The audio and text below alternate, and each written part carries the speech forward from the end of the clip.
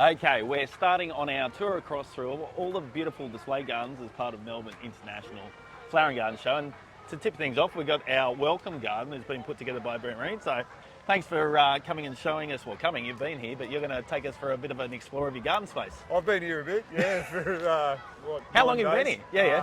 Yeah, 9 days. We marked it out Saturday week ago, so Yeah.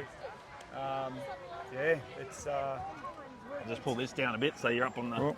I'm ready to go home and go back to work. And earn some money to pay for this thing. So you've been part of the welcome garden. Explain the premise behind the welcome garden. We see people sitting around here at the moment. Okay, I was asked to produce a garden that actually is the face of the show, the front of the show, and something that people can mill around, sit around, just enjoy being a part of the space, and also create a bit of a backdrop to the entrance of the garden. That's somewhere that we can hold talks. People can, obviously have a nice garden to look at, but talks, access.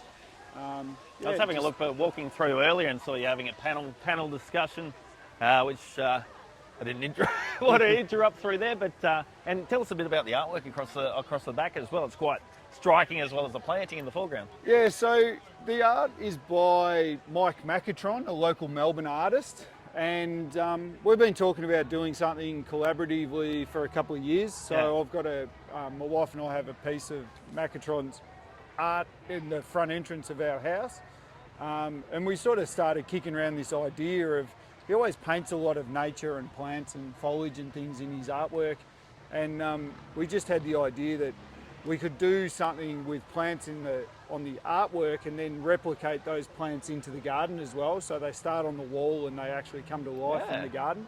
So, we've got things like the monstera, the spats, Akubo japonica in there, the alocasia, different things on the wall, and then actually they come through to life in the garden. So,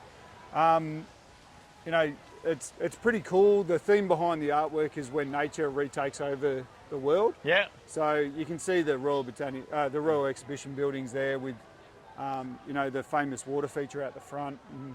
And, he didn't want to paint nude boys on the fountain, so he did frog. I noticed the frogs on that.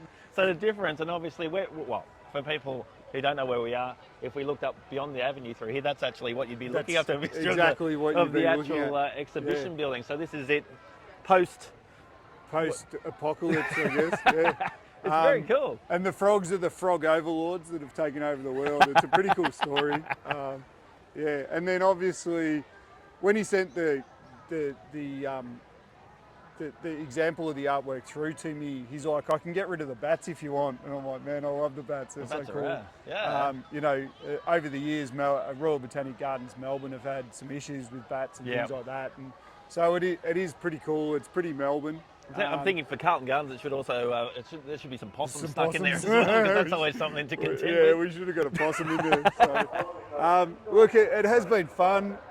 We only had like 3 weeks to pull this together. Yeah. Like I said, we marked out Saturday week ago, and on the Wednesday, we still didn't have our plant list finalised.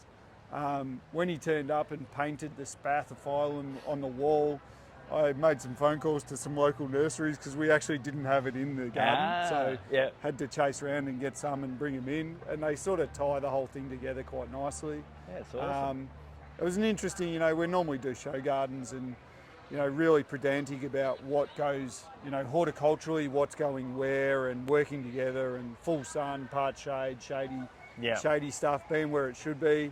And we turned up here and we actually had a conversation before we started planting it, and it was just like, whatever looks cool, let's do it. Activation space, you need to get people pumped. Yes. So it was just about having some fun with foliage and things like that. So it's awesome. The garden was built by Semken Landscaping.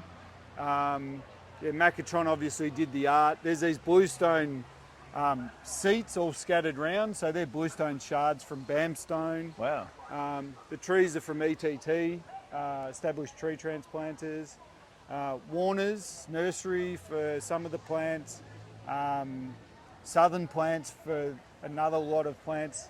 and then the Spathiphyllum were a call up from Garden So World little shopping. Nursery at last minute, so they're straight off the retail floor. To pull it all together. yeah, Yeah, it's look- got a nice diverse range of supply and bringing it all together, and yeah. Yeah, sort of on got real the- short notice, the Yeah. guys have really looked after us. So yeah, lawn solutions, bit of lawn, and then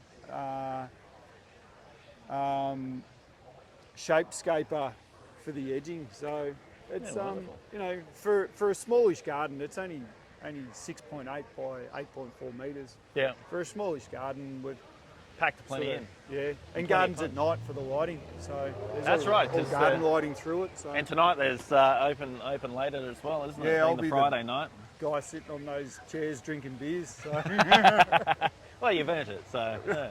I think I have. Well, thanks for chatting us through, and drama. enjoy greeting everyone as they come into the show. Great to see you guys. Thanks for showing some interest. Thanks, mate.